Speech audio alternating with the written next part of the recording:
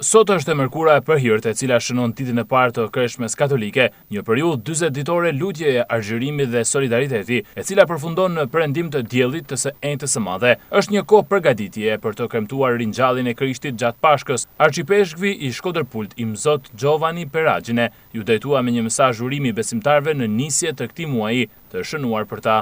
Kreshma është kthim tek thelbi i jetës së krishterë, të vendosim Zotin në qendër të ekzistencës sonë dhe tek ai të rizbulojmë fytyrën e vëllait si pjesë të pandashme të thirrjes sonë. Pendimi do të thotë para së gjitha është të ndryshojmë drejtimin, të riorientojmë zemrën drejt atyre gjërave që japin kuptim dhe të vërtet i jetës sonë.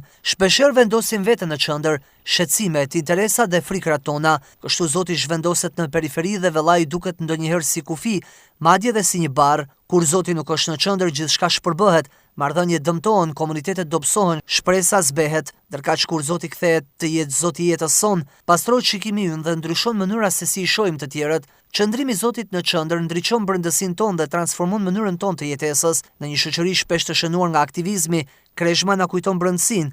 Është koha të pyesim me sinqeritet nëse Zoti është vërtet qendra e zgjedhjeve tona, nëse ditët tona fillojnë dhe përfundojnë me të, nëse familjet tona marrin frymë nga prania e tij.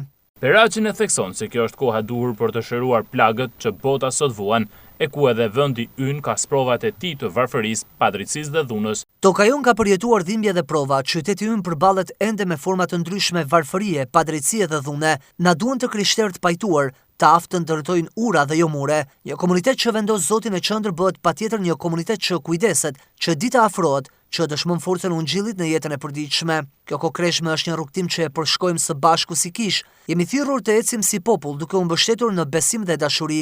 Ftoj familje të rizbulojnë lutje në shtëpi si zemër të jetës familjare, të rinj të mos kenë frikë nga zgjedhjet bujare dhe të guximshme, meshtarët dhe rregultarët të jenë shenjë pastër dhe e besueshme e qëndrueshmërisë së Zotit, të sëmurët dhe të moshuarit të ofrojnë vuajtjet e tyre si një thesar të fshehur për dioqezën tonë. Kreshma nuk është kohë trishtimi, por përgatitje për gëzimin e Pashkëve. Është koha kur largohemi nga ajo që është e tepërt për të bërë hapësirë për jetën e re, që Zoti dëshiron të na dhurojë. Nëse Zoti kthehet në qendër, zemra ndriçon. Nëse vëllai kthehet në qendër, komuniteti rilind. T'ia besojmë këtë rrugtim ndërmjetësimit të nënës sonë të dashur, Virgjërës Mari, atë shumë e dashur për ne, që të na shoqërojë drejt Pashkëve me një zemër të rinovuar dhe një besim më të gjallë. Kreshme të mbare, Zoti ju bekoft.